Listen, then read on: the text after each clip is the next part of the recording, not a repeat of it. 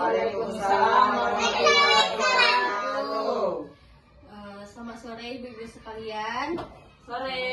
Di sini saya Media Pitaloka, mahasiswa dari Prodi Sarjana Terapan Keperawatan Ali Jenjang Poltekkes Kemenkes Bengkulu. Terima kasih kepada ibu-ibu sekalian sudah meluangkan waktunya sore hari ini, di mana kita hari ini akan sama-sama belajar. Di sini saya akan mengedukasi, adapun yang ingin saya sampaikan adalah manajemen alat pacu jantung. Sebelumnya ibu-ibu di sini ada yang tahu alat pacu jantung itu seperti apa? Belum Tahu.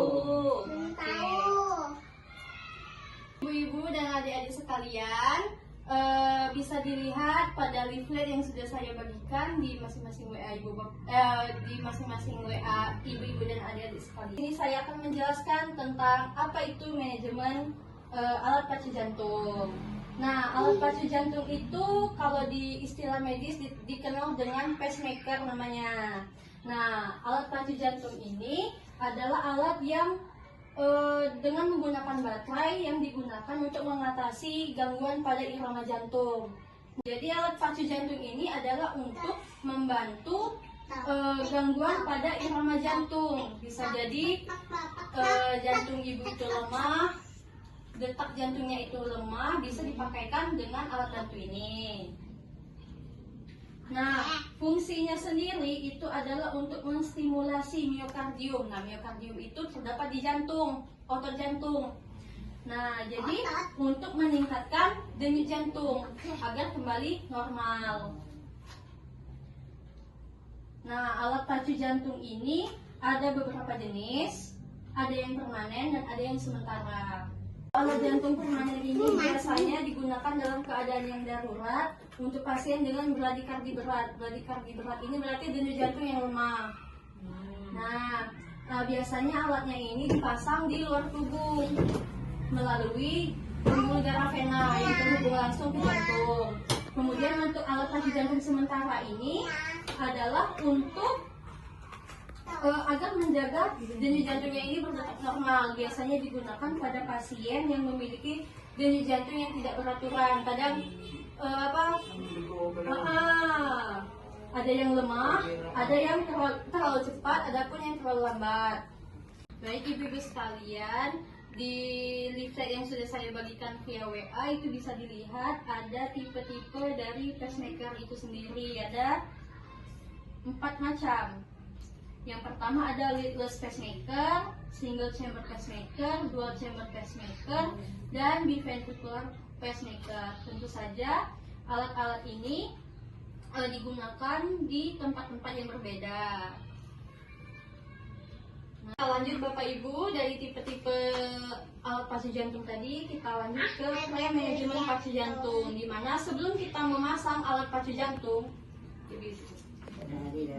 sebelum kita memasang alat pacu jantung, yang pertama kita mengevaluasi medis, di mana yang kita evaluasi di sana adalah fisik kita, pemeriksaan klinis atau medical check up untuk mengetahui jantung kita itu dalam kondisi yang baik atau tidak, untuk memungkinkan dipasangnya alat pacu jantung tersebut. Kemudian pemantauan kardiovaskuler, berarti jantung kita ini dimonitor. Kita bisa cek di dokter. Kemudian evaluasi anestesi. Nah, evaluasi ini adalah untuk mengevaluasi kondisi pasien untuk menentukan jenis anestesi apa yang digunakan nanti untuk pemasangan alat pacu jantung tersebut. Selanjutnya yaitu setelah kita mengevaluasi jenis anestesi apa yang cocok kita gunakan, kemudian kita edukasi kepada pasien bagaimana efek samping dari prosedur tindakan yang akan dilakukan, tujuannya, risikonya, dan manfaatnya untuk jantung kita setelah dipakaikan alat pacu jantung tersebut. Nah, kemudian yang selanjutnya kesiapan psikologis. Nah, di sini peran perawat, peran keluarga tentunya sangat berpengaruh terhadap pasien yang akan dioperasi. Nah, untuk persiapan psikologis ini dibutuhkannya peran keluarga terutama untuk mendampingi pasien. Jadi keluarga itu memberikan support kepada pasien agar tetap tenang selama proses operasi, kemudian mengikuti instruksi dari dokter. Nah, peran keluarga sendiri terhadap pasien itu kan untuk mengurangi kecemasan. Logisnya kita kaji, kita dampingi pasiennya. Yang selanjutnya yaitu persiapan fisik pasien. Pastikan diet yang dijalani oleh pasien, termasuk makan-makan, minum-minum itu diatur sesuai dengan anjuran dokter. Jadi di sini dibutuhkannya lagi peran keluarga untuk melihat, mengingatkan dan melihat asupan makanan apa saja yang masuk sebelum dilakukannya operasi. Nah, kemudian manajemen obat. Nah, di sini kita mengevaluasi dan mengatur obat-obatan yang sedang dikonsumsi oleh pasien. Di sini kita membatasi atau melihat obat-obat apa saja yang dikonsumsi pasien itu untuk mengurangi interaksi obat yang mungkin berpengaruh terhadap atau selama operasi berlangsung. Nah, kemudian perencanaan pasca operasi, berarti setelah operasi ini kita ada melakukan perawatan. Bisa itu perawatan luka, biasanya kan ada bekas pembedahan. Jadi untuk mencegah infeksi itu dilakukannya pembalutan luka, mengganti perban luka agar terhindar dari infeksi.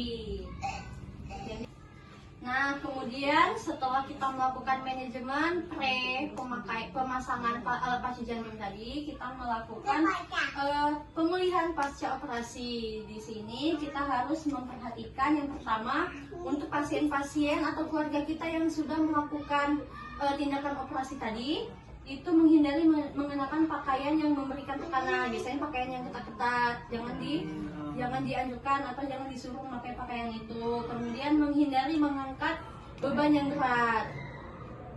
Yang ketiga, mengonsumsi obat yang direkomendasikan oleh dokter. Jadi jangan sampai ada obat yang terlewat konsumsinya, harus diingatkan.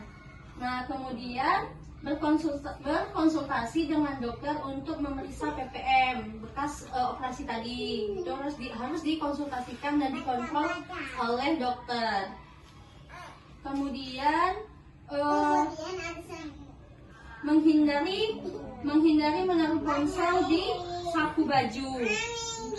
Nah, di sini untuk mencegah terjadinya kesalahan fungsi pada alat pacu jantung itu. Jadi ada pengaruh dengan di saku celana atau saku baju itu terdapat adanya kesalahan fungsi dari alat pacu jantung yang sudah dipakai tadi. Nah, kapan PPM diperlukan? Nah, alat pacu jantung ini kapan diperlukan? Itu pertama adanya indikasi nyeri dada pada pasien. Yang kemudian adanya takikardi. Takikardi ini adalah detak jantung yang cepat. Kemudian bradikardi adalah kebalikan dari takikardi tadi, yaitu denyut jantung atau kecepatan jantung ini di bawah normal. Jadi lebih lambat denyut jantungnya. Kemudian aritmia. Aritmia ini adalah irama jantung yang tidak teratur. Nah, adapun selanjutnya jantung itu berdegup lebih kuat dibanding biasanya, seperti berdebar-debar. Nah, itu salah satunya. Kemudian ada indikasi sesak napas, pusing, mual, dan pingsan tiba-tiba tanpa alasan yang jelas. Kemudian pergelangan kaki dan perut ini membengkak, biasanya terjadi penumpukan cairan. Nah, kemudian juga ada sering buang air kecil di malam hari. Misalnya, padahal pasien atau keluarga kita jarang minum, tapi sering kencing. Nah, kemudian yang terakhir itu memiliki riwayat serangan jantung. Jadi itu pasiennya harus memasang alat pacu jantung itu untuk membantu denyut jantungnya agar normal. Nah, untuk tambahannya, untuk jenis alat pacu jantung sementara ini ada yang eksternal, ada yang bahasa Inggrisnya ini fixed rate. Selanjutnya, setelah kita melakukan perawatan pasca operasi tadi, kita harus melihat memperhatikan komplikasi dari pemasangan alat pacu jantung tadi. Yang pertama itu lead atau alat tadi itu terlepas dan yang dapat menimbulkan asistol atau tidak ada denyut jantung. Asistol. Kemudian adanya perdarahan internal. Dari hasil pembedahan tadi itu biasanya terjadinya perdarahan, apalagi jika pasien melakukan aktivitas yang berat sebelum lukanya sembuh.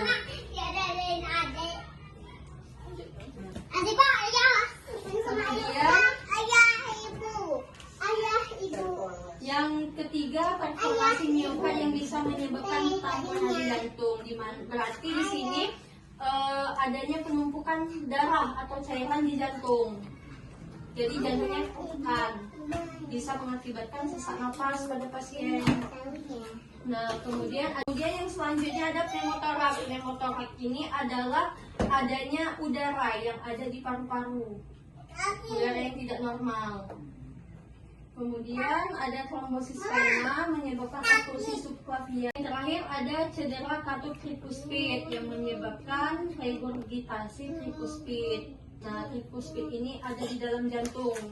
Jadi ibu-ibu sekalian, mungkin itu saja yang dapat saya sampaikan. Di sini apakah ibu-ibu ada yang ingin ditanyakan mengenai alat pacu jantung? Silakan ibu. Baik, kepada ibu dipersilakan. Jadi Bu, kalau nanti ada komplikasi yang Ibu jelaskan tadi, penanganannya seperti apa Bu? Penanganannya kita langsung ke vaskes terdekat atau jika vaskes terdekat tidak memiliki sarana dan prasarana yang tidak cukup memadai, dipersilakan langsung ke rumah sakit terdekat. Karena kan ini kan keadaan yang emergensi biasanya untuk masalah jantung. Nah, untuk alat sendiri, apakah ada masa kadaluarsanya Bu? Untuk masa kadaluarsanya itu tidak ada, namun karena ada beberapa alat yang memakai baterai itu biasanya ada jadwal kontrolnya untuk penggantian baterai. Kapan baterainya bisa diganti dan juga jika sudah membaik denyut jantung yang untuk apa namanya, kan tadi ada dua kan, ada yang permanen dan ada yang tidak permanen. Kalau yang tidak permanen tadi tuh, kalau misalkan kondisi pasiennya membaik, denyut jantungnya juga sudah normal, jadi alatnya bisa dilepas. Namun dalam pengawasan dokter, jadi kontrol. Ada lagi? Untuk selangnya itu sendiri Bu, apakah harus diganti ketika kontrol diganti atau tidak perlu? Tidak. Yang dikontrol bisa jadi ada atau tidak tanda-tanda infeksi ataupun ada rasa tidak nyaman pada pasien itu sendiri setelah pemakaian. Setelah dipasang alat pacu jantung tadi. Terus perbedaan orang masang cincin sama masang ini apa Bu? Beda. Kalau cincin itu biasanya adanya sumbatan di jantung, di pembuluh darah jantung, pembuluh darah arteri namanya. Jadi di sana biasanya ada plak yang menghambat ini aliran darah. Jadi ada sejenis plak itu tadi. Nah, itu dipasang cincin. Ringnya itu bukan cincin seperti cincin kita pakai. Jadi seperti jaring-jaring untuk menyaring minyak itu dimasukkan ke pembuluh darah tadi, kemudian bukan untuk memasang ring tadi itu sebelum dipasang itu ada yang namanya balon itu dimasukkan ke pembuluh darah tadi untuk melebarkan pembuluh darah yang sumbat tadi. Nah, ring tadi dimasukkan masuk lewat balon itu tadi tuh. Jadi balon itu ditarik, ring itu tinggal. Jadi ringnya itu mengembang. Jadi tinggal di rongga itu, di rongga aliran darah tadi, aliran darah tadi. Jadi